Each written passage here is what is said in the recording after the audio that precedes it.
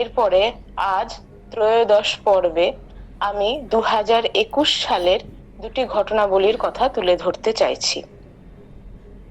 2021 সালের জুন মাসে আমার দাদু, মানে আমার মায়ের বাবা, তিনি জুন মাসের শেষের দিকে পরলোক গমন করেছিলেন। তারপরে তো বিগত আমাদের যে কাজ আর কি 10 দিনের কাজের পরে ঘাট কামান, শ্রাদ্ধ কাজ ইত্যাদি গুরু দাদুর আশীর্বাদে ভালোভাবেই হয়েছিল। এরপরে যেদিনকে আমার দাদুর ভোজ কাজ হয়, সেই ভোজ কাজের দিনে অর্থাৎ 8ই জুলাই আমার মা খুব ভোরে ভোরে মামনি পিসিকে ফোন করেছিল এবং গুরু দাদুর কাছ থেকে আশীর্বাদ চেয়েছিল যাতে আমার দাদুর ভোজ কাজ খুব ভালোভাবে সম্পন্ন হতে পারে। তার কারণ হচ্ছে বিগত 2 দিন ধরেই মোটামুটি আকাশ কিন্তু খুব মেঘলা মেঘলা ছিল, আর ভোজ কাজের জন্য তো বহু লোককে নিমন্ত্রণ করা হয়েছিল যে তারা সকলে আসবেন যাতে অনুষ্ঠানটি ভালোভাবে সম্পন্ন হয় গুরুদেবের আশীর্বাদ এবং আমাদের বাকি সকলের উপস্থিতিতে। এবার তার জন্য মা সকালে মামনি পিসিকে ফোন করেছিল 8ই জুলাই। তো মামনি পিসির মাধ্যম দিয়েই তখন হঠাৎই গুরুদাদুর গলা শোনা গেল এবং গুরুদাদু আশীর্বাদ করলেন যে চিন্তা করো না, এরকম তোমার বাবার যে ভোজ কার্য সেটি অতি সুন্দরভাবে সুচারুভাবে সম্পন্ন হবে। মা এই আশ্বাস বাণীতে আশ্বাসিত হলো এবং গুরুদাদুকে প্রণাম জানিয়ে যখন ফোন শেষ হয়ে গেল, কিন্তু দেখা যাচ্ছে মোটামুটি প্রায় সকাল 7:30টা থেকেই মুষলধারে বৃষ্টি হঠাৎ শুরু হয়ে গেল। তার আগের দিনে শ্রাদ্ধ কাজ যখন শেষ হয় তখন বিকেল থেকে মোটামুটি আকাশ অত্যন্ত মেঘলা ছিল এবং ওয়েদার যে আপডেট ছিল তাতে পরের দিন অর্থাৎ ভোজ কাজের দিনে কিন্তু মুষলধারে বৃষ্টি হওয়ার কথা, কিন্তু তো বহু লোককে নিমন্ত্রণ করা হয়েছে। এবার যদি ওই রকম হারে বৃষ্টি হয় তাহলে কেউই তো আসতে পারবেন না, উপস্থিত হতে না পারলে কি হবে, এত এত আয়োজন সমস্ত কিছু তো নষ্ট হয়ে যাবে। তো গুরুদাদুর ফোন হয়ে যাওয়ার পরে তারপরে বেশ কিছুক্ষণ পর থেকেই কিন্তু হঠাৎ করে শুরু হয়ে গেল মুষলধারে বৃষ্টি। এত প্রবল জোরে বৃষ্টি পড়তে লাগলো যে এ ঘর থেকে ও ঘর পর্যন্ত যাওয়া যাচ্ছে না। এবার আমি, মা, বাবা এবং আমার দিদা, মামা, আরো যারা মাসি, তারা প্রত্যেকেই কিন্তু খুব শঙ্কিত রয়েছে যে তাহলে এত এত যারা নিমন্ত্রিত সব আসবেন, তাহলে কি করে আসতে পারবেন, আর আসতে যদি না পারেন তাহলে এত এত আয়োজন তো সমস্ত কিছুই বৃথা হয়ে যাবে। তো এই ভেবে কিন্তু প্রচন্ড মনে মনে আমাদের শঙ্কিত মানে শঙ্কা জাগছিল, কারণ আকাশ যেন মনে হচ্ছে একবারে কালো মেঘ, যেন প্রতি মুহূর্তেই প্রচন্ড মানে বিদ্যুৎ, বজ্র বিদ্যুৎ সহ বৃষ্টিও কিন্তু পড়ছে, এত মুষলধারে পড়ছে যে মানে তার বলার কথা নাই। তো আমরা তো ভাবতেই পারছি না যে এই বৃষ্টি কি করে ছাড়বে, কারণ এ ছাড়ার কোনো সম্ভাবনাও নেই। তাছাড়া ওয়েদার আপডেটও তাই ছিল। কিন্তু তার মধ্যেই আমি এবং আমার মা এবং আমার বাবা, আমাদের তিনজনাকার কিন্তু এই দৃঢ় বিশ্বাস ছিল যে গুরুদাদু যখন আশীর্বাদ করেছেন তখন এই অনুষ্ঠান অবশ্যই সুচারুভাবে সম্পন্ন হবেই। তো আমরা কি করলাম, আর আমার দাদুও কিন্তু ঠাকুর দেবতা এবং গুরু গোবিন্দে খুব বিশ্বাস করতেন, সেই হিসেবে আমরা স্থির করলাম যে আমি এবং আমার বাবা মা আমরা কিন্তু নারায়ণ বন্দনা করব। এবং নারায়ণ বন্দনা তো আমাদের গুরু দাদুর যেহেতু অত্যন্ত প্রিয়, এবং নারায়ণ বন্দনার মাধ্যমেই তো আমাদের স্বয়ং অন্তর্যামী নারায়ণ গুরুদাদুই সেখানে উপস্থিত হবেন এবং সমস্ত বিপদ থেকে আমাদের সমস্ত সন্তানদের ভক্তদেরকে রক্ষা করেন যেহেতু গুরুদাদু। এবার আমরা নারায়ণ বন্দনা করতে কিন্তু শুরু করলাম এবং জপ কীর্তন করতে শুরু করলাম। নারায়ণ বন্দনা মোটামুটি আমরা পুরোটাই করছিলাম। তখন ক্রমে ক্রমে বেলা গড়িয়ে কিন্তু 10টা, 11টা, এমনকি 12টা পর্যন্ত দেখা যাচ্ছে মুষলধারে বৃষ্টি পড়ছে এবং বৃষ্টি ছাড়ার কিন্তু কোনো রকমের কোনো সম্ভাবনাই নেই। বাকিরা কিন্তু প্রত্যেকেই আশঙ্কিত, কিন্তু আমরা তিনজন আমরা কিন্তু সমানে নারায়ণ বন্দনা করে যাচ্ছি। বাবা জপ কীর্তন করছিল মনে মনে, আর আমি এবং আমার মা আমরা নারায়ণ বন্দনা করছিলাম এবং গুরুদাদুকে মনে মনে স্মরণ করছি, বলছি যে দাদু এই আমার আজকে দাদুর তো অনুষ্ঠান, তো তুমি তো, আমার দাদুও কিন্তু গুরু গোবিন্দে মতি রাখতেন, ভক্তি রাখতেন, তো তুমি যেন এই অনুষ্ঠানটিকে সুচারুভাবে সম্পন্ন করো, এটা কিন্তু তোমারই দায়িত্ব, কারণ আমাদের হাতে তো কিছুই নেই। এরকম প্রাকৃতিক বিপর্যয় মানে এটাকে কাটানো সবচেয়ে বড় কথা কি, এত এত আয়োজন হয়েছে, আমার মামা সবাইকে মানে বলেছে আর কি যে উপস্থিত হওয়ার জন্য, যারা যারা আর কি ঘনিষ্ঠজন। তো তাহলে এগুলো সবই তো, এত আয়োজন ব্যর্থ হয়ে যাবে। এরপরে দেখা গেল গুরুদাদুর এমনই কৃপা, মানে হঠাৎ করেই 12টার পর থেকেই কিন্তু আকাশের এক চিলতে রোদের দেখা দিতে শুরু করলো। ক্রমে ক্রমে দেখা গেল মেঘ পুরো কিন্তু কেটে গেল, মেঘের আর বিন্দু মাত্র কোনো চিহ্নই দেখা গেল না। এবং একবারে যেন মনে হচ্ছে যে রোদ, সোনালী রোদে যেন আমাদের মানে আকাশটা যেন হাসছে। এবং ক্রমে ক্রমে যতজনাকে বলা হয়েছিল তারা প্রত্যেকে এসে উপস্থিত হলেন, এবং গুরুদাদুর কৃপায় কিন্তু আমার দাদুর কাজ খুব সুন্দরভাবে সুচারুভাবে সম্পন্ন হলো। আসলে কি হয়, প্রকৃত সদ্গুরু যিনি, তিনি তো সবসময় আমাদের ভক্তের মঙ্গলের জন্য নিরন্তর অলক্ষ্যেই হয়তো বসে থাকেন, মানে সবসময় আমাদের মনুষ্য চোখে আমাদের সামনে হয়তো আমরা তাকে হয়তো পাচ্ছি না, কিন্তু কি হয় জপের মাধ্যম দিয়ে এবং অন্তরের আকুতি দিয়েই তো তিনি প্রকৃতপক্ষে আমাদের কাছে এসে ধরা দিয়ে দেন, এবং আমাদের সমস্ত বিপর্যয় থেকে আমাদেরকে তিনি রক্ষা করেন। তো এভাবে তো আমার মায়ের বাবা অর্থাৎ আমার দাদুর কাজ তো খুব সুন্দরভাবে ভোজ কাজ সম্পন্ন হলো। সেই একই দিনে কিন্তু গুরুদাদুর আরেকটি কৃপা আমরা একই সাথে প্রত্যক্ষ করতে পেরেছিলাম। আসল ব্যাপারটি হচ্ছে যে 2011 সালের ডিসেম্বরে আমার বাবার ট্রান্সফার কিন্তু সিউড়ি অফিস থেকে বহরমপুর অফিসে হয়ে যায়। তো ডিসেম্বর, তখন আমি সবে সবে আর কি মাধ্যমিক দেব, তখনও দেয়া হয়নি, ক্লাস 10এই পড়ি।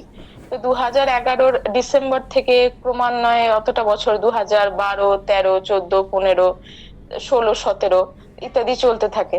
তারপর মোটামুটি 18-19 থেকে আমার এবং মা আমরা ভাবতে থাকি যে যেহেতু বাবা এত বছর ধরে কি হচ্ছে, সপ্তাহে সপ্তাহে আসে, মানে সোম থেকে শুক্র বহরমপুরে অফিস করে, শুক্রবার সন্ধ্যেবেলা আসে, আবার সোমবার দিনে বাবাকে আবার চলে যেতে হয়। এবার ওখানে থাকাকালীন বাবার খাওয়া দাওয়ারও কিন্তু অত্যন্ত অসুবিধা হচ্ছিল, ইত্যাদি নানা অসুবিধা হচ্ছিল। আর আমাদেরও আর কি টুকটাক কিছু কিছু মাঝে মাঝে তো সাংসারিক হয়তো একটু অসুবিধা থাকে। তো বিভিন্ন কারণেই মনে হচ্ছিল যে এবার তো অনেক বছর হলো, এবার মাও বাবাকে বলছিল যে তুমি এবার যেন ট্রান্সফার নিয়ে তাড়াতাড়ি আবার সিউড়িতে ফিরে আসো। এবার বাবা দীর্ঘদিন ধরে কিন্তু অ্যাপ্লাই করছে, মানে বাবার যে সর্বোচ্চ যে ঊর্ধ্বতন যিনি আছেন অফিসার, সর্বোচ্চ ঊর্ধ্বতন অফিসার, একদম মানে গোটা সমস্ত ইন্ডাস্ট্রি ডিপার্টমেন্টের উপরে, তার কাছে পর্যন্ত চিঠি আছে, কিন্তু কিছুতেই কিন্তু অ্যাপ্রুভ হচ্ছিল না বিভিন্ন অসুবিধার কারণে।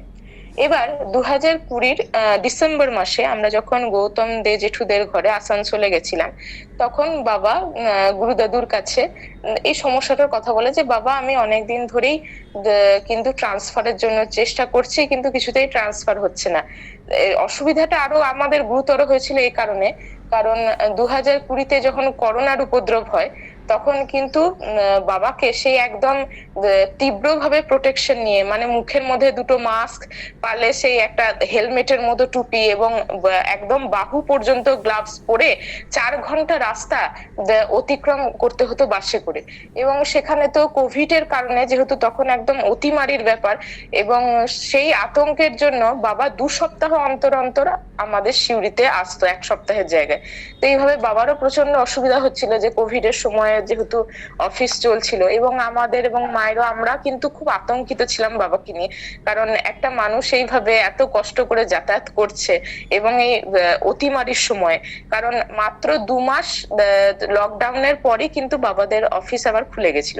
এই বিভিন্ন নানা রকম অসুবিধার কারণেই কিন্তু আরো বলছিল, এবং আমিও বলছিলাম যে তুমি যত তাড়াতাড়ি পারো কিন্তু ট্রান্সফার্ড হয়ে সিউড়িতে চলে এসো, কিন্তু বলেও তো কোনো মানে কাজ হচ্ছিল না বিভিন্ন অসুবিধার কারণে। কারণ বাবা যতবারই অ্যাপ্লাই করছিল, মানে বাবাদের ইন্ডাস্ট্রির সর্বোচ্চ ঊর্ধ্বতন অফিসারের কাছে কোনো না কোনো কিন্তু অসুবিধা দেখা দিচ্ছিল, এবং কোনোবারই বাবার ট্রান্সফার মানে যে নোটিশ সেটা কিন্তু আসছিল না। তো 20 সালে যখন ডিসেম্বরে এরকম আসানসোলে উৎসবের সময় গুরুদাদুকে যখন এই ঘটনাগুলি বলা হলো, তখন গুরুদাদু বলেন যে বেশ ঠিক আছে, চিন্তা করো না বাবা, আমি জব করে দেবো। দিয়ে তখন বলেন যে তুমি একটা কাজ করো, তোমাদের যে ইন্ডাস্ট্রির সর্বোচ্চ ঊর্ধ্বতন অফিসার তার নামটা দাও, এবং তার ঠিকানা, ফোন নাম্বার, এগুলি ইত্যাদি কিন্তু তুমি দাও। এবার বাবা প্রথমে কিন্তু, বাবা তো মনুষ্য চোখে ভাবছে আমার বাবা, তখন খানিকটা একটু শঙ্কিত হয়ে গেল। বাবা ভাবছে যে গুরু দাদু বোধহয় এই ঠিকানা এবং নাম নিয়ে সেই ঊর্ধ্বতন, সর্বোচ্চ ঊর্ধ্বতন অফিসারকে, তাকে হয়তো ফোন করবেন। এবার সেটাতে থেকে যদি বাই চান্স কিছু আর কি, মানে অফিসার বাবুর হঠাৎ, মানে উনি একটু যেহেতু খানিক মুডি ছিলেন, এবার হঠাৎ যদি ওনার কিছু মনে হয়, তাহলে যদি কিছু হয়, এবার সেটা ভেবে বাবা মনে মনে ভয় লাগছিল। কিন্তু তখন গুরু দাদু বাবাকে আশ্বস্ত করলেন এবং বললেন বারবার যে তুমি দাও না, কিচ্ছু হবে না, কিচ্ছু হবে না বাবা, তুমি দাও। বাবা তখন সেই অফিসারের নাম, ঠিকানা এবং ফোন নাম্বার ইত্যাদি সবকিছু দিল। গুরু দাদু সেটি নিলেন, কাগজে লিখে লিখে দেওয়া হয়েছিল। তো গুরু দাদু বললেন ঠিক আছে, তুমি চিন্তা করো না বাবা, আমি আশীর্বাদ করছি, তুমিও জব করো। বাবাকে একটু জব দিলেন এবং বললেন যে আমিও তোমার জন্য নিরন্তর জব করব, চিন্তা করো না। তো এবার 2020 ডিসেম্বর পেরোলো, তারপর তো 2021 সাল এলো।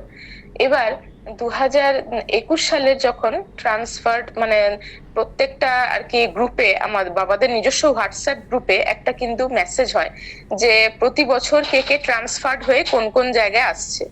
এবার তখন অলরেডি যেহেতু সিউড়ি অফিসে দুজন অলরেডি কিন্তু অফিসার ছিলেন, তার মধ্যে যদি মিনিমাম একজন কেউ না ট্রান্সফার হয়ে অন্য জায়গায় পোস্টেড হন, ততক্ষণ পর্যন্ত কিন্তু বাবা সেই জায়গাতে আসতে পারবে না। কারণ স্বাভাবিক ব্যাপার যে এটা ভ্যাকেন্সি থাকলে তবে তো হবে। তো জিনিসটা তবুও আমরা নিরন্তর জব করতে লাগলাম, কারণ আমাদের তিনজনাকার এই বিশ্বাসটা ছিল যে গুরুদাদু যখন কৃপা করেছেন, তখন অতি অবশ্যই এই 21 সালেই কিন্তু বাবার ট্রান্সফার হয়ে যাবে এবং বাবা পুনরায় সিউড়িতে চলে আসতে পারবে। তো হঠাৎ যখন হয় সেই সময়, অর্থাৎ আমার দাদুর যখন ভোজ কাজ হয় 8ই জুলাই, সেই দিনই কিন্তু হঠাৎ যারা যারা মানে ট্রান্সফার্ড হয়ে আর কি যে যে জায়গায় আর কি পোস্টেড নতুন করে হবেন, তাদের সমস্ত রিপোর্ট নোটিফিকেশন কিন্তু হোয়াটসঅ্যাপ গ্রুপে এলো।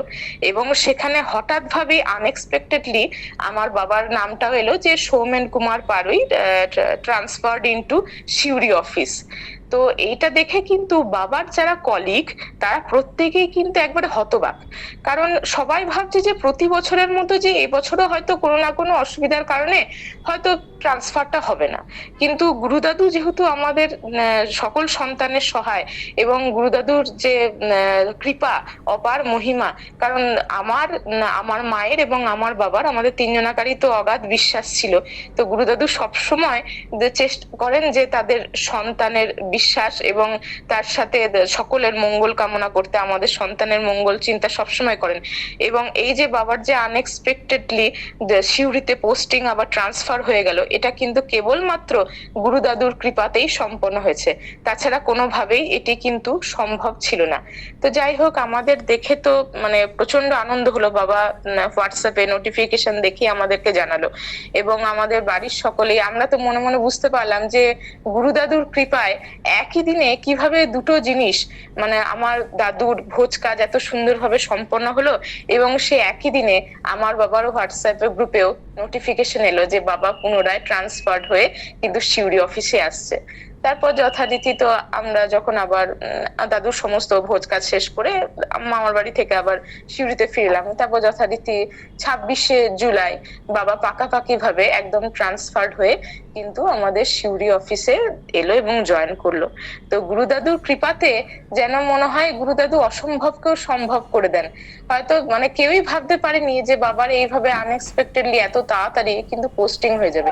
তো এটি কেবলমাত্র গুরুদাদুর জবের মাধ্যমে এবং গুরুদাদুর যে নিরলস প্রচেষ্টা আমার সন্তানদের মঙ্গল করার, গুরুদাদুর যে কৃপা, প্রকৃত সদ্গুরুর কৃপা, যে আমাদের ছত্র ছায়ার মতো সকল বিপদ থেকে, সকল সমস্যা থেকে উদ্ধার করা, এগুলি কিন্তু সত্যি ভাবলে আজও ভাবি যে দাদু তোমার কি অপার মহিমা। তো প্রণাম গুরুদাদুর শ্রীচরণে, আবার আমার অনন্ত কোটি প্রণাম জানাই।